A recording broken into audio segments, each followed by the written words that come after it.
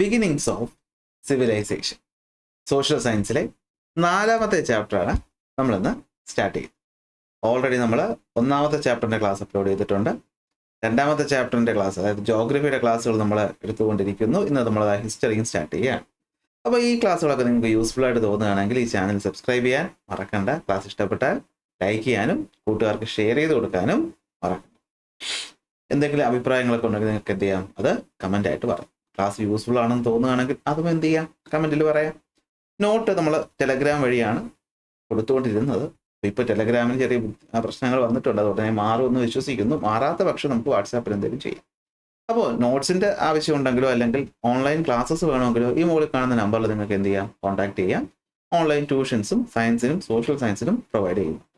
ഇത്രയും പറഞ്ഞുകൊണ്ട് ഇന്നത്തെ ക്ലാസ് നമ്മൾ സ്റ്റാർട്ട് ചെയ്യുന്നു. So welcome back to Gradient. അപ്പോൾ ബിഗിനിങ്സ് ഓഫ് സിവിലൈസേഷൻ എന്ന് പറയുന്ന ചാപ്റ്ററിൽ നമ്മുടെ ഹിസ്റ്ററിയാണ് നമ്മൾ പഠിക്കാൻ പോകുന്നത്. എന്തിനെ പറ്റിയിട്ടാണ്?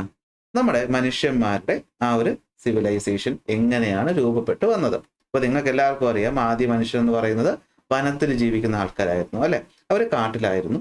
അവർക്ക് സ്വന്തമായിട്ട് നമ്മൾ ഈ പറയുന്ന പോലെ ഇന്നത്തെ പോലെ നമ്മൾ ചെയ്യുന്ന പോലത്തെ ഒരു കാര്യങ്ങൾ അവർ ചെയ്യില്ലായിരുന്നു. മൃഗങ്ങളെ പോലെ തന്നെ മറ്റൊരു മൃഗം, ആ ഒരു കാറ്റഗറി തന്നെയായിരുന്നു ആദ്യകാല മനുഷ്യന്മാരെന്ന് പറയുന്നത്. എന്നാൽ പിന്നീട് ഈ പറയുന്ന മനുഷ്യന്മാർക്ക് കൾച്ചറൽ ഡെവലപ്മെന്റ് ഉണ്ടാവുകയാണ് ചെയ്യുന്നത്. അതായത് മനുഷ്യൻ ചിന്താശേഷി കൊണ്ട് നമ്മുടെ ബുദ്ധിയുടെ കഴിവ് മൃഗങ്ങളെക്കാൾ ഇച്ചിരി കൂടുതലാണ്. ക്രാനിയൽ കപ്പാസിറ്റി എന്നൊക്കെ നമ്മൾ പറയും. അത് കൂടുതലായതുകൊണ്ടും നമ്മുടെ തിങ്കിങ് എബിലിറ്റി ഉള്ളത് കൊണ്ടും നമ്മൾ എന്ത് ചെയ്തു, കൾച്ചറലി ഡെവലപ്പായി. അങ്ങനെ നമ്മൾ എന്തായിട്ട് മാറി, നമ്മൾ മൃഗങ്ങളിൽ നിന്ന് മാറി സിവിലൈസേഷനുള്ള അല്ലെങ്കിൽ സിവിലൈസ്ഡ് ആയിട്ടുള്ള ആൾക്കാരായിട്ട് മാറി. അങ്ങനെ ഈ പറയുന്ന ചരിത്രത്തെ നമുക്ക് രണ്ടായിട്ട് തിരിക്കാമെന്നും അതൊരു ആദ്യകാല ചരിത്രം, അതിനാണ് നമ്മൾ ഈ പീരിയോഡൈസേഷൻ എന്ന് പറയുന്ന കാലം അനുസരിച്ച് അല്ലെങ്കിൽ പീരിയോഡൈസേഷൻ വെച്ചിട്ട് നമ്മൾ മനുഷ്യന്റെ ചരിത്രത്തെ രണ്ടായിട്ട് തിരിച്ചിട്ടുണ്ട്. അപ്പോൾ അതിൽ വരുന്ന palaeolithic age, mesolithic age, neolithic age എന്തൊക്കെയാണെന്നും അതിനുശേഷം പിന്നെ ബ്രോൺസ്, വെങ്കല യുഗം വരുന്നുണ്ട്. അപ്പോൾ ആ ബ്രോൺസ് ഏജ് ഒക്കെ തുടങ്ങുന്ന സമയത്ത് മറ്റു കുറേ സിവിലൈസേഷൻ വരുന്നുണ്ട്. ഇപ്പോൾ ഹാരപ്പൻ സിവിലൈസേഷൻ, നമ്മുടെ ഈജിപ്ഷ്യൻ സിവിലൈസേഷൻ, അതിനെ പറ്റിയിട്ടൊക്കെ കുറച്ച് കാര്യങ്ങളൊക്കെയാണ് നമ്മൾ ഈ ഒരു ചാപ്റ്റർ പഠിക്കുന്നത്. ഭയങ്കര രസമുള്ള ഒരു ചാപ്റ്ററാണ്. നിങ്ങൾ ഇതൊരിക്കലും ഒരു ബോറിംഗ് ചാപ്റ്ററായിട്ട് കണക്കാക്കരുത്. നല്ല രസമാണ് നമുക്ക് ഈ ചാപ്റ്റർ പഠിക്കാനായിട്ട്. അപ്പോൾ ഇത്തരം നോട്ട്സ് നിങ്ങൾക്ക് കിട്ടുന്നതായിരിക്കും. ടെലഗ്രാമിൽ ജോയിൻ ചെയ്യാനുള്ള ലിങ്ക് ഡിസ്ക്രിപ്ഷനിൽ കൊടുത്തിട്ടുണ്ട്. അപ്പോൾ നമുക്കറിയാം, നമ്മൾ മനുഷ്യന്മാർ ഇന്ന് ഈ കാണുന്ന ഫോമിലേക്ക് എത്തിയത് 1-2 വർഷം കൊണ്ടല്ല, മില്യൺസ് ഓഫ് ഇയേഴ്സ് കൊണ്ടാണ് നമ്മൾ ഈ ഒരു അവസ്ഥയിലേക്ക് എത്തിയത്. അതായത് ആദ്യകാലം നമ്മളറിയാലോ, ഈ എവല്യൂഷൻ എന്ന് പറയുന്നത് നിങ്ങൾ അറിയാലോ, അല്ലെ? ഈ പരിണാമം സംഭവിക്കുന്നുണ്ട്, അല്ലെ? അപ്പോൾ പരിണാമം സംഭവിച്ച് ഏതൊക്കെയോ ഒരു നല്ല പരിണാമത്തിന്റെ ഫലമായിട്ടാണ് എന്ത് ചെയ്തത്, മനുഷ്യന്മാരുണ്ടായത്. ഈ പറയുന്ന ചിമ്പൻസിയും ഒറാങ്കുട്ടനും ഗോറില്ലയും ഒക്കെ ഉണ്ടായിരുന്ന ആ ഒരു ഗ്രൂപ്പിൽ നമ്മൾ അതിനെല്ലാത്തിനെയും ചേർത്ത് പ്രൈമേറ്റുകൾ എന്നാണ് വിളിക്കുന്നത്. അത് സയൻസ് ആണ്, സോഷ്യൽ വരുന്നില്ല എന്നാലും അറിഞ്ഞിരിക്കുക. പ്രൈമേറ്റുകൾ എന്ന് വിളിക്കുക. ഈ പ്രൈമേറ്റുകളിൽ നിന്ന് ഉള്ള ഒരു ഗ്രൂപ്പാണ് ഈ പറയുന്ന നമ്മളും ഈ കുരങ്ങന്മാരും ഒക്കെ വരുന്നത്. ഇതിന് പല ക്ലാസിഫിക്കേഷൻ ഉണ്ട്, എങ്കിലും നിങ്ങൾ ഇത്രയും അറിഞ്ഞിരുന്നാൽ മതി.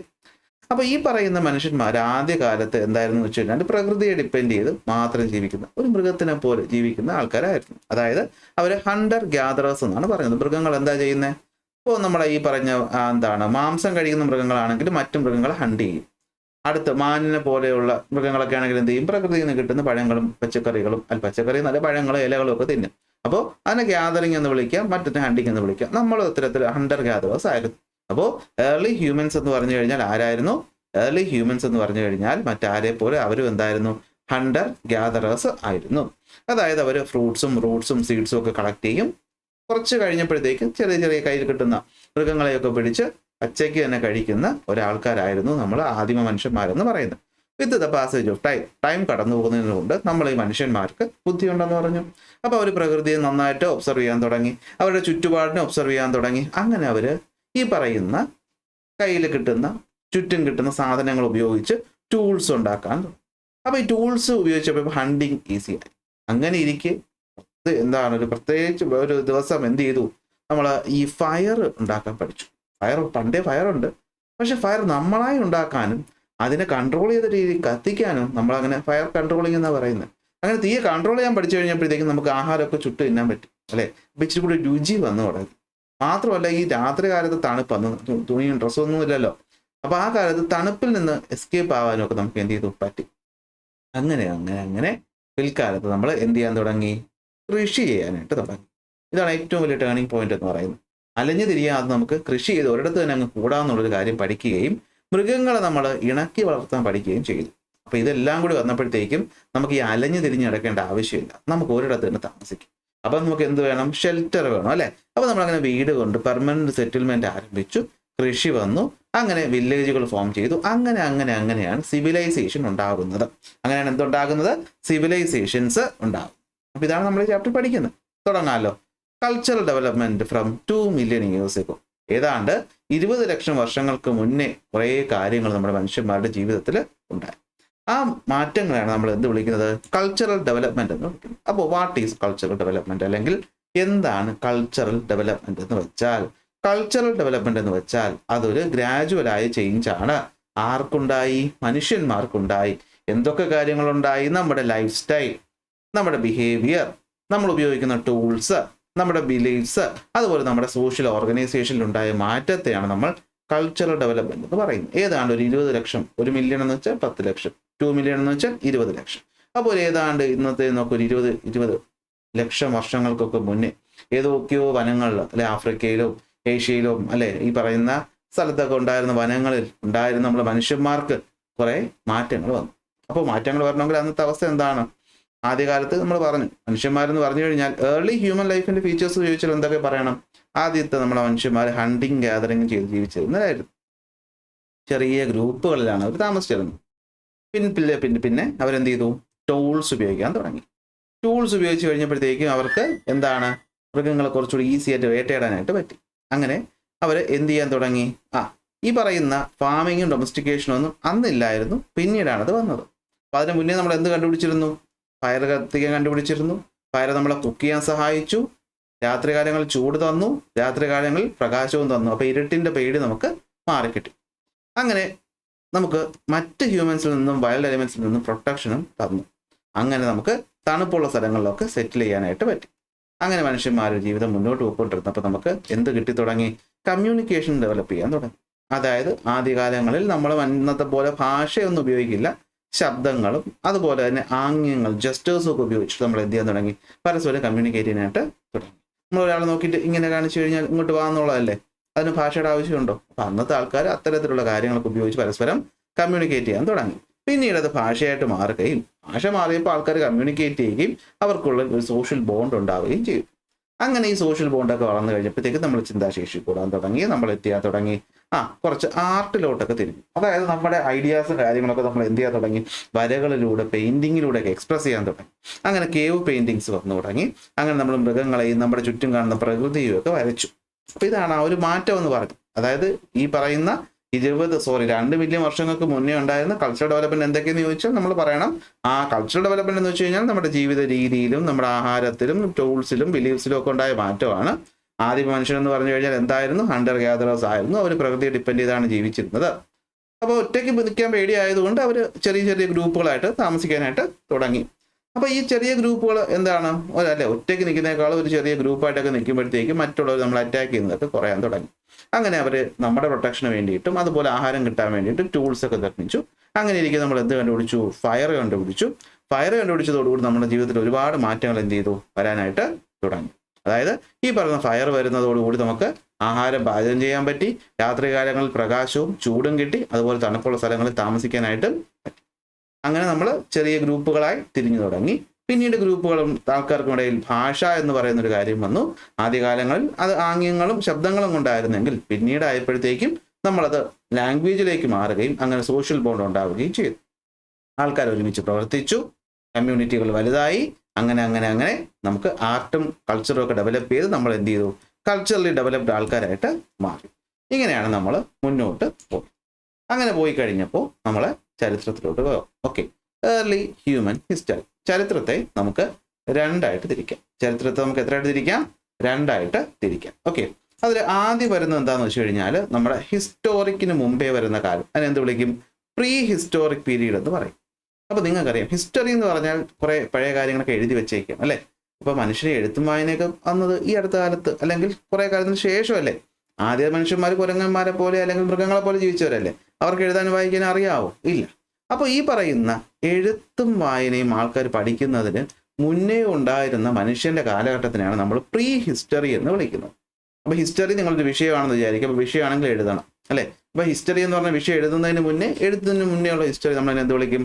പ്രീ ഹിസ്റ്ററി എന്ന് വിളിക്കും. അവിടുത്തെ പ്രത്യേകത എന്താണെന്ന് വെച്ച് കഴിഞ്ഞാൽ നമുക്ക് ഈ പറയുന്ന ഒരു റിട്ടേൺ തെളിവുകളും ഇല്ല. എന്തില്ല? റിട്ടേൺ തെളിവുകൾ ഇല്ല. അതായത് നമുക്ക് എഴുതി തുടങ്ങിയിട്ടില്ല, എഴുതാൻ വായിക്കാൻ നമുക്ക് എന്താണ് അറിയാത്തൊരു കാലഘട്ടം. അപ്പൊ നിങ്ങൾ ചോദിക്കും, പിന്നെ എങ്ങനെയാണ് നമ്മൾ ഈ പറഞ്ഞ ചരിത്രത്തെ പറ്റി അറിഞ്ഞത്? വഴിയുണ്ട്. അന്ന് കാലത്ത് നമ്മൾ ചരിത്രത്തെ പറ്റി അറിഞ്ഞിരുന്നത് എന്തിനാന്ന് വെച്ച് കഴിഞ്ഞാൽ ഈ പറയുന്ന എവിഡൻസസ് ഉപയോഗിച്ചിട്ടാണ്. അതായത് അന്ന് കാലത്ത് ഉപയോഗിച്ചിരുന്ന ടൂൾസ് കുറെ കാലം മണ്ണിടി കിടന്നിട്ട് പിന്നീട് നമ്മൾ ഇന്നത്തെ മനുഷ്യന്മാർക്ക് കിട്ടി. അപ്പൊ നമ്മൾ അതിനെപ്പറ്റി എന്ത് ചെയ്തു? പഠിച്ചു. അതുപോലെ പണ്ട് കാലത്ത് മരിച്ചുപോയ ആൾക്കാരുടെ ഫോസിൽസ് എന്ന് വെച്ചാൽ എന്താ? Dead remains. അപ്പൊ ഇത് പല കല്ലിൻ്റെ ഇടയിലും അവിടെ എവിടെയൊക്കെ ഉണ്ടായിരുന്നു. പിന്നീട് നമുക്ക് കുഴിച്ചു കിട്ടിയിട്ട് നമ്മൾ അവരെ പറ്റി പഠിച്ചു. ഇവരിങ്ങനെ ആണെങ്കിൽ എങ്ങനെയായിരിക്കും, അങ്ങനെ ബോൺസ്. പിന്നെ ഉണ്ടായിരുന്നത് ഏറ്റവും ഇമ്പോർട്ടൻ്റ് കാര്യമാണ് കേവ് പെയിന്റിങ്സ് എന്ന് പറയുന്നത്. ഈ പറഞ്ഞ ഗുഹയ്ക്കകത്ത് അല്ലെ, നമ്മുടെ കേരളത്തിലെ ഇടയ്ക്കൽ ഗുഹയ്ക്കകത്തൊക്കെ ഇത്തരത്തിലുള്ള പെയിന്റിംഗ് ഉള്ളത് നിങ്ങൾ കേട്ടിട്ടുണ്ട്. അപ്പൊ അത്തരം പെയിന്റിങ്ങുകളുള്ള കാര്യങ്ങൾ, അപ്പൊ അതിനെ നമ്മൾ ആർക്കിയോളജിക്കൽ എവിഡൻസുകൾ എന്ന് വിളിക്കും. ഇത് വിളിക്കും ആർക്കിയോളജിക്കൽ എവിഡൻസ്. എന്താ ആർക്കിയോളജി? പുരാതന മനുഷ്യനെ പറ്റിയിട്ടുള്ള ഈ ഒരു പഠനത്തെയാണ് നമ്മൾ ആർക്കിയോളജി എന്ന് പറയുന്നത്. അപ്പൊ ഇത്തരത്തിൽ പ്രീ ഹിസ്റ്റോറിക് ടൈമിൽ നമുക്ക് റിട്ടേൺ ആയിട്ടുള്ള തെളിവുകളൊന്നും ഇല്ലായിരുന്നു. പിന്നെ എന്താ ഉള്ളതായിരുന്നത്? ആർക്കിയോളജിക്കൽ എവിഡൻസസ് ആണ്. ഏതൊക്കെയാണ്? Stone tools, fossils, bones, cave paintings, early shelters. പരീക്ഷയ്ക്ക് ചോദിക്കാം അല്ലെ, what are the sources of prehistory? Prehistoric sources എന്തൊക്കെയാണ്? എഴുതാൻ പറ്റുമെന്ന് വിശ്വസിക്കുന്നു. അപ്പോൾ ചരിത്രത്തെ രണ്ടായി തിരിച്ചു. ഹിസ്റ്ററി വരുന്നതിന് മുമ്പാണ് പ്രീ ഹിസ്റ്ററി. പ്രീ ഹിസ്റ്ററിയുടെ പ്രത്യേകത എന്താണ്? എഴുത്തും വായനയും തുടങ്ങുന്നതിന് മുന്നേ. അതിനുശേഷം വരുന്നതാണ് എന്ത്? Historic period. ഹിസ്റ്ററി എന്ന് പറയുമ്പോൾ എന്താണ്? എഴുതി തുടങ്ങിയതിന് ശേഷം. അപ്പോൾ എഴുതുന്നതിന് മുന്നേ നമുക്ക് തെളിവുകൾ കിട്ടിയത് എവിടെ നിന്നാണ്? പ്രീ ഹിസ്റ്റോറിക് ആയിട്ടുള്ള എവിഡൻസസ് അല്ലെങ്കിൽ സോഴ്സസ് എന്ന് പറയുന്നത്. അത് പഴയ tools, fossil, born, painting, shelters. എന്നാൽ പിന്നെ എന്താ ചരിത്രം എന്ന് വെച്ച് കഴിഞ്ഞാൽ എഴുതി തുടങ്ങിയതിന് ശേഷം, മനുഷ്യൻ ഈ പറയുന്ന എഴുത്ത് തുടങ്ങിയതിന് ശേഷം വരുന്നൊരു കാലഘട്ടമാണ് ഹിസ്റ്ററി എന്ന് പറയുന്നത്. അപ്പൊ ഇവിടെ നമുക്ക് പല പല ഇൻസ്ക്രിപ്ഷൻസ്, കല്ലുകളിലൊക്കെ കൊത്തിവെച്ചിരിക്കുന്ന എഴുത്തുകൾ, മാനുസ്ക്രിപ്റ്റ്, കൈയെഴുത്ത്, കൈ കൊണ്ട് എഴുതി വെച്ചിരിക്കുന്ന താളിയോലകൾ പോലെയുള്ള കാര്യങ്ങളൊക്കെ വായിച്ച് നമുക്ക് ചരിത്രം കുറച്ചുകൂടെ നന്നായിട്ട് പഠിക്കാനായിട്ട് പറ്റും. അപ്പൊ ഈ പറയുന്ന പഴയ കാലത്തെ പറ്റിയുള്ള പഠനത്തെയാണ് നമ്മൾ എന്ത് വിളിക്കുന്നത്? ആർക്കിയോളജി എന്ന് വിളിക്കുന്നത്. എന്ത് വിളിക്കുന്നത്? ആർക്കിയോളജി എന്ന് വിളിക്കുന്നു. ഓക്കെ. ഇപ്പൊ എഴുത്ത് വന്നുകൊണ്ടുള്ള ഗുണം എന്താണെന്ന് വെച്ചാൽ, നമ്മളിന്ന് പലപ്പോഴും പറയുന്ന ഈ പല പ്രീ ഹിസ്റ്റോറിക് ആയിട്ട് കാര്യങ്ങളും അങ്ങനെ തന്നെ ആയിരുന്നോ എന്ന് ചോദിച്ചാൽ നമുക്കൊരു ഉറപ്പൊന്നുമില്ല. കിട്ടിയ തെളിവുകൾ വെച്ച് നമ്മൾ ഉണ്ടാക്കിയെടുത്ത ചരിത്രമാണ്. സോ അവിടെ എന്താണ് ആ ഒരു ശരി എത്രത്തോളം ഉണ്ടെന്ന് നമുക്ക് പറയാൻ പറ്റത്തില്ല. പക്ഷേ എഴുതപ്പെട്ട ചരിത്രമാകുമ്പോൾ പിന്നെ കുറച്ചുകൂടി നമുക്ക് ഈസിയാണ് അല്ലേ. അപ്പോൾ നമുക്ക് ഈ പറയുന്ന എന്താണ് ഇവന്റുകളും കാര്യങ്ങളും എഴുതാൻ സാധിച്ചു. എഴുത്ത് വന്നതോടുകൂടി അഡ്മിനിസ്ട്രേഷൻ, ട്രേഡും ഡെവലപ്പായി. അതുപോലെ തന്നെ എന്താണ് ഈ പറയുന്ന കാര്യങ്ങൾ പിന്നീടുള്ളവർക്ക് വായിച്ച് മനസ്സിലാക്കാനും പറ്റും. അതാണ് ഇതിൻ്റെ പ്രത്യേകത, ഹിസ്റ്റോറിക് പീരീഡ് എന്ന് പറയുന്നത്. ഹിസ്റ്റോറിക് പീരീഡിൽ എഴുത്തും വായനയും വന്നു. അതുകൊണ്ട് തന്നെ എഴുതപ്പെട്ട ഇൻസ്ക്രിപ്ഷൻസും മാനുസ്ക്രിപ്റ്റും ഡോക്യുമെന്റുകളും ഒക്കെ നമുക്ക് കിട്ടി. അപ്പോൾ കുറച്ചുകൂടി ആക്യുറേറ്റ് ആയിട്ട് നമുക്ക് പഴയ കാലത്തെ പറ്റി പഠിക്കാനായിട്ട് പറ്റും. അപ്പോൾ ഇതാണ് പറയുന്നത്. അപ്പോൾ ഇതിനെയാണ് ആർക്കിയോളജി എന്ന് പറയുന്നത്. പ്രീ ഹിസ്റ്റോറിക് ലൈഫിനെ പറ്റിയുള്ള ഈ ഒരു പഠനത്തെയാണ് നമ്മൾ എന്ത് വിളിക്കുന്നത്? ആർക്കിയോളജി എന്ന് വിളിക്കുന്നത്. അപ്പോൾ ആർക്കിയോളജി അടിസ്ഥാനപ്പെടുത്തി നമുക്ക് പ്രീ ഹിസ്റ്റോറിയെ മൂന്നായിട്ട് തിരിക്കാം. ഇതുവരെ പറഞ്ഞ കാര്യം ഓക്കെ അല്ലേ? അപ്പോൾ സംഭവം നമ്മൾ സിമ്പിളാണ്, വളരെ ഒന്നും പറഞ്ഞിട്ടില്ല. നമ്മളെ മനുഷ്യൻ എന്ന് പറയുന്നത് ആദ്യകാലത്ത് ഹണ്ടർ ഗ്യാദറേഴ്സ് ആയിട്ട് നടക്കുന്നവരായിരുന്നതും പിന്നീട് അവർ എന്താണ് ടൂൾസ് ഉണ്ടാക്കാൻ പഠിച്ചു, ഫയർ ഉണ്ടാക്കാൻ പഠിച്ചു, എന്നിട്ട് അവർ മൃഗങ്ങളെ വളർത്താനും കൃഷി ചെയ്യാനും പഠിച്ചു. ഇത് തന്നെയാണ് ഇത്രയും നേരം പറഞ്ഞുകൊണ്ടിരുന്നത് അല്ലേ. അപ്പോൾ ആ കാലത്ത് അവർ കമ്മ്യൂണിക്കേറ്റ് ചെയ്തിരുന്നത് ആംഗ്യങ്ങൾ കൊണ്ടും ശബ്ദങ്ങൾ കൊണ്ടുമാണ്. ഭാഷയൊന്നുമില്ല, എഴുതാൻ അറിയില്ല, പിന്നെ ജസ്റ്റ് വരച്ചു തുടങ്ങിയിരിക്കുന്നേ ഉള്ളൂ. അപ്പോൾ ആ കാലത്തിനാണ് നമ്മൾ പ്രീ ഹിസ്റ്റോറിക് പീരീഡ് എന്ന് വിളിക്കുന്നത്. എന്നാൽ അതിനുശേഷം വരുന്നതാണ് ഹിസ്റ്റോറിക് പീരീഡ്. ആ കാലത്ത് നമ്മുടെ പ്രത്യേകത എന്താണ്? നമുക്ക് എഴുതാനൊക്കെ പഠിച്ചു. അപ്പോൾ പ്രീ ഹിസ്റ്റോറിക് പീരീഡ് എല്ലാ സമയവും ഈ മനുഷ്യർ ഒരുപോലെ ആയിരുന്നില്ല അല്ലേ. ഒരു ഗ്രാജുവലായ മാറ്റമുണ്ട് അല്ലേ. ഈ മൃഗങ്ങളെ പോലെ ജീവിച്ചതെന്ന് ഇച്ചിരി മാറി മനുഷ്യന്മാരെ പോലെ ജീവിച്ചു തുടങ്ങുകയാണ്. അപ്പോൾ ഈ പ്രീ ഹിസ്റ്റോറിക് കാലഘട്ടത്തിനെ നമുക്ക് എന്ത് വിളിക്കാം? 3 കാലങ്ങളായിട്ട് വിളിക്കാം. അതിനാണ് നമ്മൾ പീരിയോഡൈസേഷൻ എന്ന് വിളിക്കുന്നത്. ഓക്കെ, എന്താണ് പീരിയോഡൈസേഷൻ? എന്താണ് പീരിയോഡൈസേഷൻ എന്ന് വെച്ച് കഴിഞ്ഞാൽ, അതായത് നമ്മൾ ഈ പറയുന്ന കോംപ്ലക്സ് ആയിട്ടുള്ള പ്രീ ഹിസ്റ്റോറിക് ഹ്യൂമൻസിനെ പറ്റി പഠിക്കാനായിട്ട് നമുക്ക് ആർക്കിയോളജിക്കൽ എവിഡൻസസ് ആണ് ഉള്ളത്. സോ ആർക്കിയോളജിസ്റ്റുകൾ പറയുന്നത് എന്താണെന്ന് വെച്ച് കഴിഞ്ഞാൽ, പ്രീ ഹിസ്റ്റോറിക് പീരീഡ് നമുക്ക് പല പല കാലഘട്ടങ്ങളായിട്ട് ഡിവൈഡ് ചെയ്യാനായിട്ട് പറ്റും. ഓക്കെ, അപ്പോൾ അങ്ങനെ പ്രീ ഹിസ്റ്റോറിക് പീരീഡിനെ കാലഘട്ടങ്ങളായിട്ട് ഡിവൈഡ് ചെയ്യുന്നതിനെയാണ് നമ്മൾ പീരിയഡൈസേഷൻ എന്ന് പറയുന്നത്. സോ പീരിയഡൈസേഷൻ അനുസരിച്ച് നമുക്ക് എന്ത് ചെയ്യാൻ പറ്റും? ചരിത്രത്തെ 3ആയിട്ട് തിരിക്കാൻ പറ്റും, അല്ലെങ്കിൽ ആ കാലഘട്ടത്തിനെ 3ആയിട്ട് തിരിക്കാനായിട്ട് പറ്റും. ഏതൊക്കെയാണ്? പാലിയോലിത്തിക് ഏജ് അഥവാ ഓൾഡ് സ്റ്റോൺ ഏജ്, മീസോലിറ്റിക് ഏജ് അഥവാ മിഡിൽ സ്റ്റോൺ ഏജ്, നിയോലിറ്റിക് ഏജ് അഥവാ ന്യൂ സ്റ്റോൺ ഏജ്. പറഞ്ഞേ, പാലിയോലിത്തിക് ഏജ് അഥവാ ഓൾഡ് സ്റ്റോൺ ഏജ്, മീസോലിറ്റിക് അഥവാ മിഡിൽ, എം. അപ്പോൾ മീസോലിറ്റിക് എന്ന് പറഞ്ഞാൽ മിഡില്, നിയോലിറ്റിക് എന്ന് വെച്ച് കഴിഞ്ഞാൽ ന്യൂ, ഓർത്ത് വയ്ക്കാൻ പറ്റും. അപ്പോൾ നമ്മളെ പീരിയഡൈസേഷൻ അനുസരിച്ച് നമ്മുടെ പ്രീ ഹിസ്റ്റോറിക് കാലഘട്ടത്തിനെ എത്ര ഡിവൈഡ് ചെയ്തു ചോദിക്കാൻ നല്ല ചാൻസ് ഉള്ള ചോദ്യമാണ്. 3 ഏതൊക്കെയാണ് പറഞ്ഞേ? പാലിയോലിത്തിക് അഥവാ old stone age, paleo stone എന്നൊക്കെയാണ് അർത്ഥം. ഓക്കെ, ഓൾഡ് സ്റ്റോൺ ഏജ്, മീസോലിറ്റിക് അഥവാ മിഡിൽ സ്റ്റോൺ ഏജ്, നിയോലിറ്റിക് അഥവാ ന്യൂ സ്റ്റോൺ ഏജ് എന്നിങ്ങനെ 3 തിരിക്കാം. അതിലാദ്യം വരുന്നതാണ് പാലിയോലിത്തിക് ഏജ് അഥവാ ഓൾഡ് സ്റ്റോൺ ഏജ്. എന്തൊക്കെയായിരിക്കും പ്രത്യേകത? ഒന്നാമത്തെ പോയിന്റ് നിങ്ങൾക്ക് സ്വന്തമായിട്ട് എഴുതാൻ പറ്റും. ഏർലിയസ്റ്റ് ഫേസ്, ആദ്യത്തെ ഫേസ്, അത് നമുക്കറിയാം അല്ലേ. ഇവിടെ മനുഷ്യർ എന്തായിരുന്നു? ആ പുരാതന ഹണ്ടർ ഗ്യാദേഴ്സ് ആയിരുന്നു. എന്ന് വെച്ചാൽ ഓൾഡ് സ്റ്റോൺ ഏജ് എന്ന് പറഞ്ഞു കഴിഞ്ഞാൽ നിങ്ങളിങ്ങനെ ആലോചിച്ചാൽ മതി, മനുഷ്യന്മാർ എന്ത് ചെയ്യാണ്? മൃഗങ്ങളുടെ കൂടെ ഒക്കെ ഇങ്ങനെ ജീവിച്ചു പോവുകയാണ്. ഒരു പട്ടി ഓടിക്കാൻ വന്നാൽ നിങ്ങൾ എന്ത് ചെയ്യുക? പട്ടി ഓടിക്കാൻ വന്നാൽ നിങ്ങളുടെ കയ്യിൽ ഒന്നുമില്ലെങ്കിൽ നമ്മൾ ബേസിക്കലി മനുഷ്യൻ്റെ ഹ്യൂമൻ ഇൻസ്റ്റിങ് ചെയ്യുന്ന സൈഡിൽ കിടക്കുന്ന കല്ലെടുത്ത് എറിഞ്ഞു. ആ കല്ലിൻ്റെ മൂർച്ച കൊണ്ടോന്നോ, കല്ല് നമ്മൾ നേരത്തെ ഷേപ്പ് ചെയ്ത് കൈ കൊണ്ട് കിടക്കുന്നതൊന്നുമല്ല, കൈ കിട്ടിയെടുത്ത് എറിയും. അപ്പോൾ ആദ്യകാലത്ത് മനുഷ്യരും അങ്ങനെ തന്നെ ആയിരുന്നു, മൃഗങ്ങളെ പോലെ ജീവിച്ചുകൊണ്ടിരുന്നത്. അപ്പോഴത്തേക്ക് ഏതോ ഒരു മൃഗം അറ്റാക്ക് ചെയ്യാൻ വന്നു, കൈ കിട്ടിയ കല്ലെടുത്ത് അങ്ങോട്ട് എറിഞ്ഞു കൊടുത്തു. അപ്പോൾ കൈ കിട്ടുന്ന റഫായിട്ടുള്ള കല്ലുകളായിട്ടുള്ളവയെ അവർ ആയുധങ്ങളായി ഉപയോഗിച്ചിരുന്നു. അപ്പോൾ അതാണ് സ്റ്റോൺ ഏജിൻ്റെ പ്രത്യേകത എന്ന് പറയുന്നത്. താമസിക്കാൻ വീട് വല്ലതും ഉണ്ടോ? ഇല്ല, ഗുഹകൾക്കകത്തും ടെമ്പററി ഷെൽട്ടേഴ്സിനകത്ത് ജീവിച്ചിരുന്നു. അപ്പോൾ മൃഗങ്ങളെ പോലെ ജീവിച്ചു. മൃഗങ്ങളിൽ നിന്നുള്ള ഏക വ്യത്യാസം ഞാൻ കല്ലെടുത്തറിയാൻ അറിയാം. സോ സ്റ്റോൺ ടൂൾസ് ഉപയോഗിച്ചിരുന്നു. അതുകൊണ്ട് തന്നെ വിളിച്ചിരുന്ന പേരാണ് ഓൾഡ് സ്റ്റോൺ ഏജ്. തീർന്നു, ഇത്രയും. It was the earliest stage. സ്വന്തമായിട്ട് എഴുതാൻ പറ്റും. മനുഷ്യന്മാർ ഹണ്ടർ ഗ്യാദറേഴ്സ് ആയിരുന്നു, നിങ്ങൾക്കറിയാം. പഴയ ടൂൾസാണ് ഉപയോഗിച്ചിരുന്നത്. വീടൊന്നുമില്ല, ഗുഹയിൽ താമസിച്ചു. എന്നാൽ പിന്നെ എന്താ മിഡിൽ സ്റ്റോൺ ഏജ് എന്ന് വെച്ച് കഴിഞ്ഞാൽ? അപ്പോൾ മനസ്സിലായി, കല്ല് എറി കിട്ടിക്കഴിഞ്ഞാൽ മൃഗങ്ങൾ ഓടും. അപ്പോൾ കല്ലുകൾ ഈ ഉരുളൻ കല്ലൊക്കെ അതിനേക്കാൾ നല്ലത് ഇച്ചിരി ഷേപ്പ് ചെയ്ത ഷാർപ്പാക്കിയിട്ട് നമ്മൾ എറിഞ്ഞു കഴിഞ്ഞാൽ എന്താണ്, ഇതുങ്ങൾ നമുക്ക് വേണമെങ്കിൽ എറിഞ്ഞിട്ട് പിടിക്കാം മനുഷ്യന്മാർ ചിന്തിച്ചു. അപ്പോൾ എന്ത് ചെയ്തു എന്ന് വെച്ച് കഴിഞ്ഞാൽ ഇവർ ഹണ്ടിങ്ങും ഗ്യാതറിങ്ങും ഫാമിങ്ങും ഒക്കെ തുടങ്ങുന്ന ഈ ഒരു കാലഘട്ടത്തിലാണ്. അതായത് ചെറുതും ഷാർപ്പുമായിട്ടുള്ള സ്റ്റോൺ ടൂൾസ് ഉപയോഗിക്കാൻ തുടങ്ങി. അപ്പോൾ അതിനെ വിളിക്കുന്ന പേരാണ് മൈക്രോലിത്തുകൾ. ഇതാണ് മൈക്രോലിത്സ്. അപ്പോൾ എന്താണ് മീസോലിറ്റിക്കിന്റെ പേര്? എളുപ്പമാണ് അല്ലേ. മീസോലിറ്റിക്, മിഡിൽ ഏജ്, മൈക്രോലിറ്റ് ഉപയോഗിച്ചു. എം അല്ലെ. മീസോലിറ്റിക് ഏജിൽ, മിഡിൽ ഏജ്, മൈക്രോലിത്തുകൾ നമ്മൾ ഉപയോഗിച്ചു. എന്താ മൈക്രോലിറ്റ്? Small stone tools. അപ്പോൾ എന്താണ്, ഇതൊരു മാറ്റമാണ്. ഇപ്പോൾ നമുക്ക് മൃഗങ്ങളൊക്കെ എറിഞ്ഞിട്ട് പിടിക്കാൻ പറ്റും. മാത്രമല്ല കല്ല് ഷാർപ്പായപ്പോൾ അത് വെച്ച് മണ്ണൊക്കെ ഒന്ന് കുഴിക്കാനൊക്കെ പറ്റും. അപ്പോൾ നമ്മൾ ആദ്യമായിട്ട് ഈ പറയുന്ന മൃഗങ്ങളെയൊക്കെ ഒന്ന് ഇണക്കി വളർത്താനും അതുപോലെ എന്താണ് ഈ ഫിഷിങ് പോലെയുള്ള പരിപാടികളൊക്കെ നമ്മൾ അധികമായിട്ട് പഠിക്കുന്ന എപ്പോഴാണ്? ഈ പറയുന്ന ഏത് കാലഘട്ടത്തിലാണ്? മീസോലിറ്റിക് കാലഘട്ടത്തിൽ. അപ്പോൾ എന്തൊക്കെയാണ് പ്രത്യേകത? ഒന്ന്, ഇതൊരു മാറ്റത്തിന്റെ കാലഘട്ടം. മിഡിൽ എന്ന് പറയുമ്പോൾ മാറ്റമാണല്ലോ, ഓൾഡിൽ നിന്ന് ന്യൂയിലോട്ടുള്ള മാറ്റം. ഹണ്ടിങ്ങും ഗ്യാതറിങ്ങും ഫാമിങ്ങും ഒക്കെ നമ്മൾ എന്താണ് തുടങ്ങുന്നതിന് ആ ഒരു ട്രാൻസിഷൻ പീരീഡാണ് പറയുന്നത്. ഇവിടെ മനുഷ്യന്മാർ സ്മോളറും ഷാർപ്പറും ആയിട്ടുള്ള ടൂൾസ് ഉപയോഗിക്കാനായിട്ട് തുടങ്ങി. ഫിഷിങ്ങും അതുപോലെ ഡൊമസ്റ്റിക്കേറ്റിംഗ് ആനിമൽസും തുടങ്ങി. പക്ഷേ അഗ്രികൾച്ചർ അങ്ങ് തുടങ്ങിയോ എന്ന് ചോദിച്ചാൽ ഇല്ല. ഞാൻ പറഞ്ഞില്ലേ, 2 കല്ലൊക്കെ എടുത്തിട്ടിട്ട് അത് മണ്ണൊക്കെ ഒന്ന് കുഴിച്ചിട്ട് ഒരു വിത്തൊക്കെ എടുത്തിട്ട് കഴിഞ്ഞാൽ അത് ഭാഗ്യം വെച്ചാൽ ചിലപ്പോൾ കഴിച്ചിട്ട് തുപ്പിയ വിത്തായിരിക്കും. ഒരു പഴം കഴിച്ചിട്ട് നമ്മൾ ആ സ്പൂൺ തുപ്പി കളയത്തില്ല. അത് മണ്ണിടിയിൽ പോയിട്ട് വളർന്നു വരുമ്പോൾ മണ്ണൊന്ന് മാറ്റണ്ടേ. അപ്പം അങ്ങനെയൊക്കെ എന്തെങ്കിലുമൊക്കെ ചെയ്തു തുടങ്ങിയൊരു കാലഘട്ടമാണ് എന്തെന്ന് പറയുന്നത് മീസോലിറ്റിക് പീരീഡ് എന്ന് പറയുന്നത്. സെറ്റാണ്, മീസോലിറ്റിക് കിട്ടി. എന്നാൽ പിന്നെ അടുത്തേതാ? നിയോലിറ്റിക്, ആധുനിക ശിലായുഗം or the new stone age. എന്താ പ്രത്യേകത? നമ്മുടെ ടൂൾസ് ഒക്കെ നല്ല ഹൈലി ഡെവലപ്ഡ് ആക്കാൻ തുടങ്ങി. സോ ഇതാണ് ഒരു പ്രധാനപ്പെട്ട ടേണിംഗ് പോയിന്റ് എന്ന് പറയുന്നത്. കാട്ടിൽ നിന്ന മനുഷ്യൻ, കാട്ടുവാസി എന്നായിരുന്ന മനുഷ്യൻ മാറിയിട്ട് ഒരു നാട്ടുവാസി എന്നൊരു ലെവലിലോട്ട് തുടങ്ങുന്ന ഒരു കാലമാണ് അതെന്ന് പറയുന്നത് നിയോലിറ്റിക് എന്ന് പറഞ്ഞു. അതായത് നമ്മൾ കൃഷി ചെയ്യാൻ തുടങ്ങി. ഇപ്പോൾ കൃഷി ചെയ്യുമ്പോൾ ആലോചിച്ച് നോക്കി, മണ്ണ് ഒഴിച്ച് വിത്തിട്ട് ചെടി ഇട്ടിട്ട് വേറെ വല്ലയിടത്തും പോയി കഴിഞ്ഞാൽ ചെടി വല്ല എന്തും കഴിച്ചുകൊണ്ട് പോകും. അപ്പോൾ അവിടെ തന്നെ താമസിക്കാൻ തുടങ്ങി. അതായത് പെർമനന്റ് സെറ്റിൽമെന്റ് തുടങ്ങി. ടൂൾസിനൊക്കെ ഇച്ചിരി കൂടി പോളിഷൊക്കെ ചെയ്ത് നല്ല ഷാർപ്പ് ടൂൾസ് ആക്കാൻ പഠിച്ചു. മണ്ണ് കുഴച്ച് പാത്രങ്ങൾ ഉണ്ടാക്കാൻ പഠിച്ചു. അതുപോലെ നമ്മൾ തുണി നെയ്യാൻ, അതുപോലെ ഈ പറഞ്ഞ എന്താണ് മൃഗങ്ങളുടെയൊക്കെ തോലൊക്കെ മാറ്റിയിട്ടും അല്ല ഈ കിട്ടുന്ന ചെടികളുടെ നാരൊക്കെ വെച്ചിട്ടും വീവിങ് തുടങ്ങി.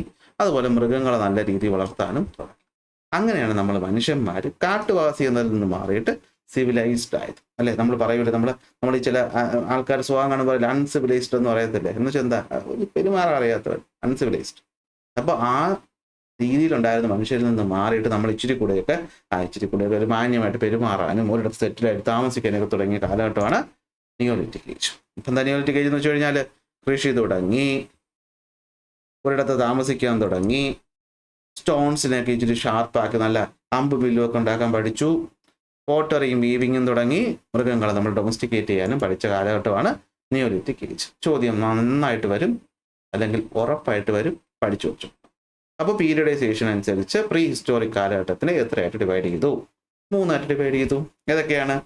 പ്രീ ഹിസ്റ്റോറിക് പീരീഡ് അല്ലെങ്കിൽ ഓൾഡ് സ്റ്റോൺ ഏജ്, അടുത്ത് മീസോലിറ്റിക് ഏജ് അല്ലെങ്കിൽ പ്രീ ഹിസ്റ്റോറിക് എന്ന് പാലിയോലിറ്റിക് ഏജ് അല്ലെങ്കിൽ ഓൾഡ് സ്റ്റോൺ ഏജ്, മീസോലിറ്റിക് അല്ലെങ്കിൽ മിഡിൽ സ്റ്റോൺ ഏജ്, അവിടെയാണ് നമ്മൾ മൈക്രോലിറ്റുകൾ ഉപയോഗിച്ചത്. അടുത്ത് നിയോലിറ്റിക് ഏജ് അഥവാ ന്യൂ സ്റ്റോൺ ഏജ്, എവിടെ എന്ത് ചെയ്തു തുടങ്ങി? നമ്മൾ സെറ്റിൽഡ് ലൈഫും സിവിലൈസേഷനും തുടങ്ങി. അപ്പോൾ ഈ ഓരോ കാലഘട്ടത്തിലും നമ്മുടെ മനുഷ്യന്മാരുടെ അവരുടെ സ്കില്ലും ടെക്നോളജിയും ജീവിത രീതിയും ഒക്കെ എന്ത് ചെയ്തു? മാറ്റാൻ തുടങ്ങി. സോ നമുക്ക് ഈ പറഞ്ഞ സ്ലോലി അഡ്വാൻസിങ് ആയിട്ടുള്ള ആൾക്കാരെ പറ്റി കുറച്ചുകൂടി പഠിക്കാനായിട്ട് പറ്റി പീരിയഡൈസേഷൻ കാരണം. അങ്ങനെ നമ്മൾ പഠിക്കാൻ പോവുകയാണ്. നിങ്ങളെല്ലാവരും ഉറപ്പായിട്ടും സ്കൂളിലൊക്കെ കണ്ടിട്ടുള്ളതായിരിക്കും ഇതുപോലത്തെ ഒരു ചിത്രം. സ്റ്റേജസ് ഓഫ് റെവല്യൂഷൻ അല്ലേ?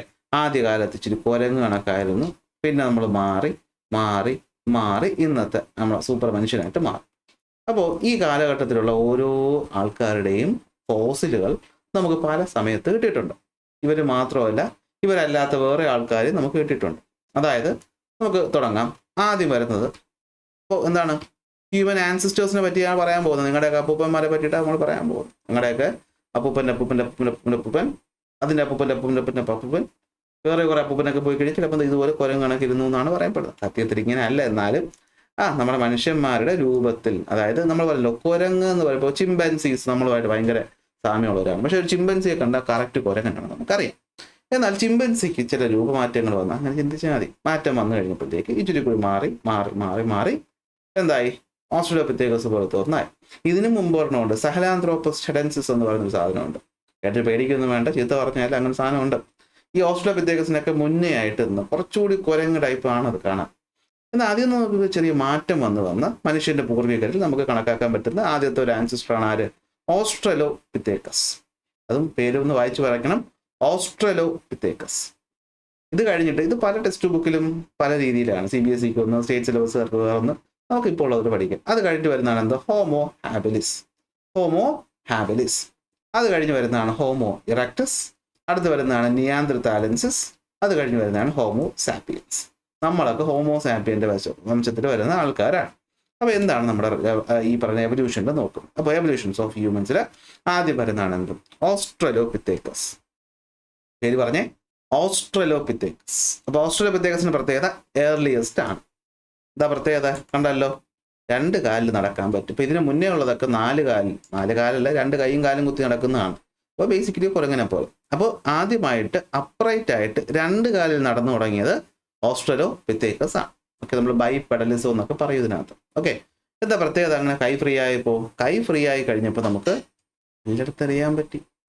അതുപോലെ നമുക്ക് ടൂൾസ് ഉണ്ടാക്കാൻ പറ്റി, നമുക്ക് ഒബ്ജക്റ്റുകളെ ക്യാരി ചെയ്യാൻ പറ്റി, നമുക്ക് നമ്മുടെ സർവൈവൽ സ്കിൽസ് കൂട്ടാനായിട്ട് പറ്റി. അതിന് ശേഷം വരുന്നതാണ് എന്ത്? Homo habilis. ഹോമോ ഹാബിലിസ് അഥവാ നമ്മൾ വിളിക്കുന്ന പേരാണ് ഹാൻഡി മാൻ. എന്ന് വെച്ചാൽ ഈ കല്ലെടുത്ത് എറിയാവുന്ന കല്ലിനെ വെച്ചിട്ട് പോളിഷ് ചെയ്യാനൊക്കെ പഠിച്ചത് ഇവരാണ്. അതായത് ടൂൾസ് ആദ്യമായിട്ട് ഉണ്ടാക്കി തുടങ്ങിയത് ഹോമോ ഹാബിലിസ് ആണ്. ഓക്കെ, ഓസ്ട്രലോപിത്തേക്കസ് 2 കാലിൽ നടന്നു, ഹോമോ ഹാബിലിസ് 2 കാലിൽ നടന്നു. ആ കാല് വെച്ചിട്ട് എന്ത് ചെയ്യാൻ തുടങ്ങി? ടൂൾസ് ഒക്കെ ഉണ്ടാക്കാനായിട്ട് തുടങ്ങി. അതുകൊണ്ടാണ് അവർ ഹാൻഡി മാൻ എന്ന് വിളിക്കുന്ന. കൈ കൊണ്ട് ടൂൾസ് ഒക്കെ തുടങ്ങി. അടുത്ത് വരുന്നതാണ് എന്ത്? Homo erectus. ഹോമോ ഇറക്ടസ് സത്യം പറഞ്ഞാൽ ഈ 2 പേരെ അപേക്ഷിച്ച് നോക്കി നിങ്ങൾക്ക് കാണാൻ പറ്റും. ഹോമോ ഇറക്ടസ് ആണ് നടു നിവർത്തി നടക്കാനായിട്ട് പഠിച്ചത്, അല്ലെ? ഇറക്റ്റായിട്ട് നിന്ന്, അതായത് നേരെ വണ്ണമെന്നില്ല, ഈ ഒരു വളവൊന്ന് മാറിയിട്ട് ഇങ്ങനെ ഇറക്റ്റായിട്ട് നിന്ന് തുടങ്ങിയത് ഹോമോ ഇറക്ടസുകാരാണ്. നമുക്കിവിടെ പഠിക്കാനുള്ള പോയിന്റ് അതല്ല. ഇവരാണ് ആദ്യമായിട്ട് എന്ത് ചെയ്തത്? ഫയർ ഡിസ്കവർ ചെയ്തതും, ഫയർ കൺട്രോൾ ചെയ്യാൻ പഠിച്ചതും, ആഹാരം കുക്ക് ചെയ്യാൻ പഠിച്ചതും, അതുപോലെ ചൂട് കൊണ്ട് നമുക്ക് എന്താണ് ഈ തീയുമായി ബന്ധപ്പെട്ട കാര്യങ്ങളൊക്കെ കണ്ടെത്തിയത് ആരാണ്? ഹോമോ ഇറക്ടസ് ആണ്. അപ്പോൾ ഫയർ ഉപയോഗിക്കാൻ പഠിച്ചതും, അതുപോലെ നമ്മുടെ മനുഷ്യന്മാരുടെ അഡ്വാൻസ്മെന്റ് ആയിട്ടുള്ള, അതായത് ഞാൻ പറഞ്ഞു നേരെ നിവർന്ന് നടക്കാൻ പഠിച്ച ആൾക്കാരാണ് എന്ന് പറയുന്നത് ഹോമോ ഇറക്ടസ് എന്ന് പറയുന്നത്. ഈ ഓസ്ട്രലോപിത്തേക്കസും ഹോമോ ഹാബിലിസിന്റെ ഒക്കെ ഫോസിൽ നമുക്ക് ആഫ്രിക്കയിൽ നിന്നൊക്കെ കിട്ടിയിട്ടുണ്ട്. എന്നാൽ നമുക്ക് ജർമ്മനിയിൽ നിന്ന് കിട്ടിയ ഒരാളുണ്ട്, അതാണ് നിയാന്ത്രതാലൻസിസ് എന്ന് പറയുന്നത്. ഓക്കെ, പേടിക്കണ്ട. അപ്പോൾ ആരാണ് നിയാന്ത്രതാലൻസിസ് എന്ന് പറഞ്ഞു കഴിഞ്ഞാൽ? നിയാന്ത്രതാലൻസിനെ പറ്റി പറയുന്നില്ല അല്ലേ? ഓക്കെ, അപ്പോൾ നിയാന്ത്രതാലൻസിസ് ഉണ്ട്. സംഭവത്തിലുള്ള നമ്മൾ മനുഷ്യന്മാരെക്കാൾ ഇച്ചിരി ക്രാനിയൽ കപ്പാസിറ്റി ഒക്കെ കൂടിയ ആൾക്കാരാണ് കേട്ടോ ഈ നിയാന്ത്രതാലൻസിസ് എന്ന് പറഞ്ഞു കഴിഞ്ഞാൽ. ജർമ്മനിയിൽ നിന്നാണ് ഇവരുടെ ഫോസിൽ കിട്ടുന്നത്. ഇതൊക്കെ തന്നെയാണ് മെയിനായിട്ടുള്ളത്. ഓക്കെ, സത്യം പറഞ്ഞു കഴിഞ്ഞാൽ ഈ നിയാന്ത്രതാലസിന്റെ പ്രത്യേകത പറയുന്നത് മനുഷ്യൻ മരിച്ചു കഴിഞ്ഞാൽ ഈ നിയാന്ത്രതാലസിന്റെ കൂടെ ഉള്ളവരത്തെ മരിച്ചാൽ ആ ബോഡിയെ കുഴിച്ചിടാനായിട്ട്, അതായത് അതിനെ ബറി ചെയ്യാനായിട്ട് തുടങ്ങിയ ആദ്യത്തെ ഗ്രൂപ്പ് എന്ന് പറയുന്ന ആരാണ്? അത് ഹോമോ നിയാന്ത്രതാലൻസിസ് ആണ്. ഓക്കെ, അത് എന്ത് ചെയ്യാൻ പഠിച്ചു? നമ്മുടെ ഡെഡ് ബോഡിയെ ബറി ചെയ്യാനായിട്ട്, കുഴിച്ചിടാനായിട്ട് പഠിച്ചത് അല്ലെങ്കിൽ ചെയ്തത് ആദ്യം ആരാണ്? നിയാന്ത്രതാലൻസിസ് ആണ്. ടെക്സ്റ്റ് ബുക്ക് ഇല്ലാത്തതുകൊണ്ട് പഠിക്കേണ്ട. നമുക്ക് അതിലോട്ട് പോകാം, ഹോമോ സാപ്പിയനിലോട്ട് പോകാം. നമ്മൾ ഇന്നത്തെ ആധുനിക മനുഷ്യന്റെ പൂർവ്വരൂപമാണ് ഹോമോ സാപ്പിയൻ എന്ന് പറയുന്നത്. മോഡേൺ മാൻ ആണ്. ഇന്റലിജന്റ് ആയിട്ട് ചിന്തിക്കുക, കമ്മ്യൂണിക്കേറ്റ് ചെയ്യുക, കോംപ്ലക്സ് ആയ സോഷ്യൽ ബിഹേവിയർ, അതായത് ഒരു ഗ്രൂപ്പായിട്ട് താമസിക്കുക, ഈ പറയുന്ന ഒരു കുടുംബമായിട്ട് പോവുക, അതൊക്കെ തുടങ്ങുന്നത് ആരാണ്? ഹോമോ സാപ്പിയൻസ് ആണെന്ന് പറയപ്പെടുന്നു. ഓക്കെ, ഇവർ ചിന്തിക്കാനും കാര്യങ്ങൾ പ്ലാൻ ചെയ്യാനും ഐഡിയാസ് ഭാഷയിലൂടെ എക്സ്പ്രസ് ചെയ്യാനും പഠിച്ചു. അങ്ങനെ നമ്മുടെ ഫിസിക്കലും മെന്റലും കഴിവുകൾ കൂടി ഇവർ ഡെവലപ്പായിട്ടാണ് ഇന്നത്തെ കാണുന്ന നമ്മളായിട്ട് മാറിയത്. അപ്പോൾ മോഡേൺ ഹ്യൂമൻസ് ആണ് ഹോമോ സാപ്പിയൻസ്. നമ്മുടെ ബയോളജിക്കൽ നെയിം ഹോമോ സാപ്പിയൻസ് ഒക്കെ നിങ്ങൾ ഒരുപാട് തവണ കേട്ടിട്ടുള്ളത്. അപ്പോൾ ഇതാണ് സംഭവം എന്ന് പറഞ്ഞു. ഓക്കെ ആണല്ലോ. അപ്പോൾ നമുക്ക് പ്രധാനമായിട്ടും നോക്കാം. ഓക്കെ, അപ്പോൾ 3 കാര്യങ്ങൾ നമ്മൾ പറഞ്ഞു: പാലിയോലിത്തിക്, മീസോലിത്തിക്, നിയോലിത്തിക്. അപ്പോൾ ഇനി ഇവിടെ പറ്റി ഈ ഓരോ സ്റ്റേജസിനെ പറ്റിയിട്ട് ഇച്ചിരി വിശദമായിട്ട് നമുക്ക് എന്ത് ചെയ്യാനുണ്ട്? പഠിക്കാനായിട്ടുണ്ട്. ഓരോന്നിട്ട് നോക്കിയാലും. അപ്പോൾ ആദ്യം വരുന്നു പാലിയോലിത്തിക് ഏജ് എന്ന് വെച്ചാൽ എന്താണ്? പോയിന്റ് ആയിട്ട് പഠിക്കുന്നതാണ് നല്ലത്. പാലിയോലിത്തിക് ഏജ് എന്ന് വെച്ചാൽ നിങ്ങൾ എന്തൊക്കെ പറയും? അത് ഓൾഡ് സ്റ്റോൺ ഏജ് ആണെന്ന് പറയും. അന്ന് മനുഷ്യന്മാർ ഹണ്ടർ ഗ്യാദറേഴ്സ് ആണെന്ന് പറയും. കണ്ടെടുത്ത് പറഞ്ഞു സ്റ്റോൺ ടൂൾസ് ആദ്യം ഉപയോഗിച്ച് തുടങ്ങി. അപ്പോൾ എന്തൊക്കെയാ പോയിന്റ് പറഞ്ഞേ? ഒന്ന്, ആദ്യത്തെ പീരിയഡൈസേഷനിൽ ആദ്യത്തെ ഫേസ് ആണ്. ഹണ്ടർ ഗ്യാദറേഴ്സ് ആയിരുന്നു. വീടൊന്നും ഇല്ലായിരുന്നു. ഗുഹകളിൽ താമസിച്ചു. എന്ത് ചെയ്തു? ഫുഡ് വേണ്ടി അവിടെ ഇവിടെയൊക്കെ അലഞ്ഞു തിരിഞ്ഞ് നടന്നു. Hunter gatherers. ചെറിയ ടൂൾസ് ആണ് അവർ ഉപയോഗിച്ച് തുടങ്ങിയത്. അതായത് ഷാർപ്പൊന്നും ചെയ്യാത്ത കല്ലുകൾ. കണ്ടോ, ഇവിടെ ഇച്ചിരി കൂടി നമ്മൾ പറയുമ്പോഴത്തേക്ക് നമ്മൾ കല്ലെടുത്ത് എറിഞ്ഞെന്ന് വെച്ചാൽ നിങ്ങൾക്ക് ഐഡിയക്ക് വേണ്ടി പറയുന്നതാണ്. ഒന്ന് കല്ലൊക്കെ കെട്ടി വെച്ച് ചെറിയ ആക്സും കാര്യങ്ങളൊക്കെ ഉണ്ടാക്കാൻ പഠിച്ചു. അതായത് ഹാൻഡ് ആക്സ്, ചോപ്പേഴ്സ്, സ്ക്രാപ്പേഴ്സ് പോലെയുള്ള സ്ക്രാപ്പേഴ്സ്, ചോപ്പേഴ്സ്, ആക്സ് ഇതൊക്കെ ഉണ്ടാക്കാൻ പഠിച്ചു. ഓക്കെ, ആദ്യമായിട്ട് ആഹാരമൊക്കെ കുക്ക് ചെയ്ത് തുടങ്ങുന്നത് ഇവരുടെ ഒരു കാലഘട്ടത്തിലാണ്. ആദ്യമായിട്ട് ആഹാരമൊക്കെ തീ കണ്ടെത്തി കുക്ക് ചെയ്ത് തുടങ്ങിയത് ഈ കാലഘട്ടത്തിലാണ്. നമ്മൾ നേരത്തെ പറഞ്ഞു പെയിന്റിങ്ങും കാര്യങ്ങളൊക്കെ ഇവർ വരച്ചിരുന്നു. ഹണ്ടിങ് സീൻസ്, അതായത് ഇവർ ചെയ്യുന്ന കാര്യങ്ങൾ ഹണ്ടിങ് സീൻസ്, മറ്റും കണ്ട മൃഗങ്ങളുടെ രൂപം, അതുപോലെ എന്താണ് റിലീജിയസ് ബിലീഫ്സ്, അതായത് ചില ഐഡൽസ് ഒക്കെ വെച്ചിട്ട് പ്രാർത്ഥിക്കാനും അല്ലെങ്കിൽ പ്രകാശത്തിനെ ആരാധിക്കാൻ, മഴയെ ആരാധിക്കാനൊക്കെ ഇവർ ഈ ആദ്യകാലത്ത് ശ്രമിച്ചിരുന്നു. അവരാണ് പാലിയോലിത്തിക് ഏജ് എന്ന് പറയുന്നത്. അപ്പോൾ പാലിയോലിത്തിക് ഏജ് നമ്മൾ ഓൾറെഡി പറഞ്ഞ പോയിന്റ് തന്നെയാണ്, ഇച്ചിരി കൂടി ഡീപ്പായിട്ട് കൊടുത്തിട്ടുണ്ടെന്നേ ഉള്ളൂ. അത് ഓർത്ത് വെച്ചാൽ അതിന് നിങ്ങൾക്ക് കിട്ടും. ഓൾഡ് സ്റ്റോൺ ഏജ് എന്നറിയപ്പെടുന്നു. ഏർലിയസ്റ്റ് ഫേസ് ആണ്. ഈ കാലഘട്ടത്തിലാണ് ഹണ്ടർ ഗ്യാദറേഴ്സ് ആയിരുന്നു. അവർ പ്രകൃതിയെ ഡിപ്പെൻഡ് ചെയ്തായിരുന്നു ജീവിച്ചിരുന്നത്. അവർ ഫ്രൂട്ട്സും മൃഗങ്ങളെ ഹണ്ട് ചെയ്ത് കഴിച്ചിരുന്നു. ഇവിടെ ഹോംസ് ഇല്ലായിരുന്നു. കേവ്സിലും ഷെൽറ്റേഴ്സിലുമാണ് ജീവിച്ചിരുന്നത്. ടൂൾസ് അധികം പോളിഷ് ചെയ്യാത്ത റഫ് ടൂൾസ് ആണ് അവർ ഉപയോഗിച്ചിരുന്നത്. ഉദാഹരണം ആക്സ്, ചോപ്പേഴ്സ്, സ്ക്രാപ്പേഴ്സ്. എന്തിനു വേണ്ടിയിട്ടാണ് ഉപയോഗിച്ചിരുന്നത്? മീറ്റ് കട്ട് ചെയ്യാൻ വേണ്ടിയിട്ട്, മൃഗങ്ങളുടെ തൊലി എടുക്കാൻ വേണ്ടിയിട്ട്, അതുപോലെ ഈ മനുഷ്യനെ പോലുള്ള സാധനങ്ങളൊക്കെ കുഴിച്ചെടുക്കണ്ടേ മണ്ണിൽ നിന്ന്, അതിന് വേണ്ടിയിട്ടും പ്രൊട്ടക്ഷന് വേണ്ടിയിട്ട് ഉപയോഗിച്ചിരുന്നു. പ്രധാനപ്പെട്ട അച്ചീവ്മെന്റ് എന്ന് പറയുന്നത് തീയുടെ ഇൻവെൻഷൻ, ഫയറിന്റെ ഇൻവെൻഷൻ ആണ്. അതുകൊണ്ട് ആഹാരം കുക്ക് ചെയ്ത് കഴിക്കാൻ അത് കുറച്ചുകൂടി നല്ല രീതിയിൽ ഡൈജഷനൊക്കെ പറ്റുമായിരുന്നു. ഇതാണ് പറയുന്നത് പാലിയോലിത്തിക്. എന്നാൽ അടുത്ത് വരുന്നു മീസോലിത്തിക്. നിങ്ങൾ എന്തൊക്കെ പറയും? മീസോലിത്തിക് എന്ന് പറഞ്ഞു കഴിഞ്ഞാൽ മൈക്രോലിറ്റുകൾ ഉപയോഗിച്ച് തുടങ്ങിയ കാലമാണ്. അതിനെ മിഡിൽ സ്റ്റോൺ ഏജ് എന്ന് വിളിക്കുന്നു. എന്താണ്? ട്രാൻസിഷൻ ആണ് അല്ലെ? ഹണ്ടേഴ്സിൽ നിന്നും ഫാമിങ്ങിലോട്ടുള്ള ട്രാൻസിഷൻ പൂർണ്ണമായും തുടങ്ങിയില്ലെങ്കിലും തുടങ്ങി. കൃഷി തുടങ്ങുന്ന കാലഘട്ടം, ഫിഷ് അതുപോലെ മൃഗങ്ങൾ ഡൊമസ്റ്റിക്കേറ്റ് ചെയ്ത് തുടങ്ങുന്നതും മിഡിലാണ്. അന്ന് അതൊന്നുമില്ല. മൃഗങ്ങളെന്ന് വെച്ചാൽ കൊന്നു തിന്നാനുള്ള സാധനം. ഇപ്പോഴാകുമ്പോൾ ഈ നായ പോലെയുള്ള അല്ലെ ഡോഗ് പോലെയുള്ള മൃഗങ്ങളൊക്കെ മനുഷ്യർക്ക് ഇച്ചിരി ഉപകാരം ചെയ്യുന്നവരാണെന്ന് മനസ്സിലാക്കി അവരെയൊക്കെ കൂട്ടാൻ തുടങ്ങി. പശു, ആട് അങ്ങനെയുള്ള കാര്യങ്ങളൊക്കെ എന്ത് ചെയ്യാൻ തുടങ്ങിയവരെ വളർത്തി തുടങ്ങാൻ പോകുന്നു. അത്രയേ ഉള്ളൂ. ജസ്റ്റ് ഡൊമസ്റ്റിക്കേറ്റ് സ്റ്റാർട്ട് ചെയ്തിട്ടേ ഉള്ളൂ. ഓക്കെ, അറ്റാച്ച്ഡ് വുഡ് അല്ലെ വുഡും സ്റ്റോണൊക്കെ വെച്ചിട്ട് ഇതിങ്ങനെ ഷാർപ്പായിട്ടുള്ള ടൂൾസ് ഒക്കെ ഉപയോഗിച്ച് തുടങ്ങി. ആരോസും സ്പിയേഴ്സും സിക്കിൾസും ഒക്കെ, അതായത് അരിവാളൊക്കെ തുടങ്ങി. ഫുഡ് കളക്ഷൻ ഇമ്പ്രൂവ് ആയി. അതുപോലെ കൃഷിയുടെ തുടക്ക കാലഘട്ടം, അതാണ് എന്തെന്ന് പറയുന്നത് മീസോലിത്തിക് എന്ന് പറയും. മീസോലിത്തിക് അഥവാ അപ്പോൾ മിഡിൽ സ്റ്റോൺ ഏജ് നിങ്ങൾ പറയുന്നത് ട്രാൻസിഷൻ പീരീഡ് ആണ്.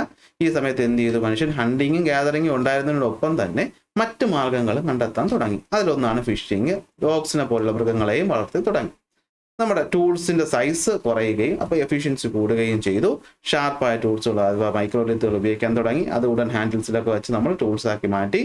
അതുപോലെ ചെറുതായിട്ട് ടെമ്പററി ആയിട്ട് ഒരു കാലത്തിലൊക്കെ നദീതീരത്തൊക്കെ താമസിക്കാനായിട്ടും തുടങ്ങുന്ന ഒരു കാലഘട്ടമാണ് എന്തെന്ന് പറയുന്നത് മീസോലിത്തിക് എന്ന് പറയും. അപ്പോൾ ഇതിന് ശേഷം വരുന്നതാണ് എന്ത്? നമ്മുടെ നിയോലിത്തിക് എന്ന് പറയും. അപ്പോൾ മീസോലിത്തിക് സൈറ്റുകളെ പറ്റി നമുക്ക് നോക്കാം. എവിടെ നിന്നാണ് നമുക്ക് ഈ സാധനങ്ങൾ കിട്ടിയത്, തെളിവുകൾ കിട്ടിയത്? ഓക്കെ, മീസോലിറ്റിക് സൈറ്റുകൾ പ്രധാനമായിട്ട് നമുക്ക് ഇന്ത്യ, ആഫ്രിക്ക, യൂറോപ്പുകളിൽ നിന്ന് നമുക്ക് ഈ പറയുന്ന മീസോലിറ്റിക് ടൂൾസും കാര്യങ്ങളൊക്കെ കിട്ടിയിട്ടുണ്ട്. ടൂൾസ് എന്തൊക്കെയായിരുന്നു? Arrows, blades, scrapers, sickles. Okay, small ആയിരുന്നു, അത് ഷാർപ്പായിരുന്നു, അത് കൂടുതൽ എഫക്റ്റീവ് ആയിരുന്നു. അത് ഹണ്ടിങ്ങും മറ്റു കാര്യങ്ങളും എന്ത് ചെയ്തു? ഇംപ്രൂവ് ചെയ്തു. ഇത് തന്നെയാണ് നമ്മളിവിടെ പറയുന്നത്. ഓക്കെ, ഇപ്പോൾ ആർക്കിയോളജിക്കൽ എവിഡൻസ് നമുക്ക് എവിടെ നിന്ന് കിട്ടി? ഈ ഇന്ത്യ, ആഫ്രിക്ക, യൂറോപ്പുകളിൽ നിന്ന് കിട്ടി. ഇതിൽ വരുന്ന പ്രധാനപ്പെട്ട ടൂൾസ് ഒക്കെയാണ് ഇവിടെ തന്നിട്ടുള്ളത്. ഈ പേരുകളൊന്ന് നോക്കി വയ്ക്കുക. ഇതൊരു ഷിഫ്റ്റ് ആണ് അല്ലേ? പ്രകൃതിയെ കംപ്ലീറ്റ് ഡിപ്പെൻഡ് ചെയ്തതിൽ നിന്ന് മാറി സ്വന്തമായി ഫുഡ് ഉണ്ടാക്കാനും കണ്ടെത്താനും തുടങ്ങുന്ന ഒരു മാറ്റം, അതാണ് മിഡിൽ ട്രാൻസിഷൻ എന്ന് നമ്മൾ ഉദ്ദേശിക്കുന്നത്. ലാസ്റ്റ് വരുന്നതാണ് എന്ത്? നിയോലിറ്റിക് ഏജ്. അപ്പോൾ നിയോലിറ്റിക് ഏജിൽ എന്തൊക്കെയായിരിക്കും പ്രത്യേകത വരുന്നത്? നിയോലിറ്റിക് ഏജ് വന്നപ്പോഴത്തേക്കും നമ്മൾ മനുഷ്യന്മാർ എന്ത് ചെയ്യാൻ തുടങ്ങി? ആദ്യമായി നല്ല രീതിയിൽ കൃഷി ചെയ്തു. അപ്പോൾ നല്ല രീതിയിൽ കൃഷി ചെയ്യപ്പോഴത്തേക്കും കൃഷിയെ പ്രൊട്ടക്ട് ചെയ്യാൻ മറ്റാവശ്യങ്ങൾക്ക് മൃഗങ്ങളെ വളർത്തേണ്ടി വന്നു. അപ്പം മൃഗങ്ങളെ വളർത്തി കൃഷി ചെയ്യുമ്പോഴത്തേക്കും ഒരിടത്ത് പെർമനൻ്റ് ആയിട്ട് താമസിക്കേണ്ടതായിട്ട് വന്നു. അപ്പോൾ നമ്മുടെ ആവശ്യങ്ങൾ കൂടി. അപ്പോൾ നമ്മൾ എന്ത് ചെയ്യാൻ തുടങ്ങി? മറ്റു കാര്യങ്ങളോട് ചെയ്യാനായിട്ട് തുടങ്ങി. ടൂൾസിനെ ഇമ്പ്രൂവ് ചെയ്തു. മറ്റു മാർഗങ്ങൾ, പോട്ടറി, വീവിങ് പോലെയുള്ള കാര്യങ്ങൾ നമ്മൾ ചെയ്യാനായിട്ട് തുടങ്ങി. അപ്പോൾ എന്താ സംഭവം എന്ന് വെച്ചാൽ, എന്താണ് നിയോലിറ്റിക് ഏജ്? നിയോലിറ്റിക് ഏജ് അഥവാ ന്യൂ സ്റ്റോൺ ഏജ് എന്ന് വെച്ച് കഴിഞ്ഞാൽ അതൊരു മാറ്റമാണ്. എന്ത് സംഭവിച്ചു? മനുഷ്യൻ വീറ്റ്, ബാർലി, റൈസ്, മില്ലറ്റ് പോലെയുള്ള ക്രോപ്സ് കൃഷി ചെയ്യാൻ തുടങ്ങി. ഷീപ്പ്, ഗോട്ട്, കാറ്റിൽ, ഡോഗ്സിനെ വളർത്താൻ തുടങ്ങി. അങ്ങനെ നമ്മൾ എന്ത് ചെയ്തു? പെർമനന്റ് സെറ്റിൽമെന്റ് താമസിച്ചു. അതായത് ആൾക്കാർ കൂടുതൽ കാലഘട്ടം ഒരു സ്ഥലത്ത് ജീവിക്കാനായിട്ട് തുടങ്ങി. വീട് വെച്ചു, മഡും സ്റ്റോണും വുഡും സ്റ്റോണും കൊണ്ട്. ടൂൾസ് ഇമ്പ്രൂവ് ചെയ്തു, അതായത് ടൂൾസ് പോളിഷ് ചെയ്തു. നമ്മൾ എന്ത് ചെയ്തു? എഫിഷ്യൻ്റ് ആയിട്ട് ടൂൾസ് യൂസ് ചെയ്യാനായിട്ട് തുടങ്ങി.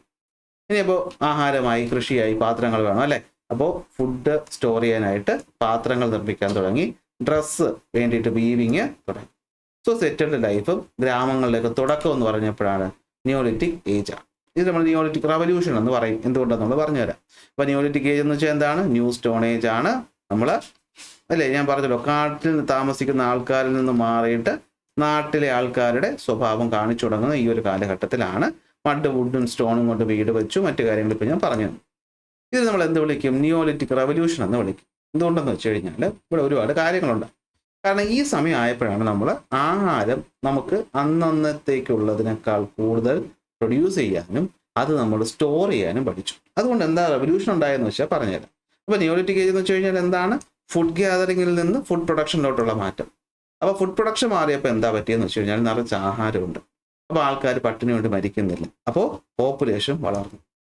പറഞ്ഞല്ലോ, കൃഷി ചെയ്യുമ്പോൾ ഒരേ സമയം ഒരുപാട് സാധനങ്ങൾ കിട്ടും, നമുക്ക് സ്റ്റോർ ചെയ്ത് വെക്കാൻ പറ്റും അല്ലേ? അപ്പോൾ സ്റ്റേബിൾ ഫുഡ് സപ്ലൈ ഉള്ളത് കൊണ്ട് പോപ്പുലേഷൻ കൂടി.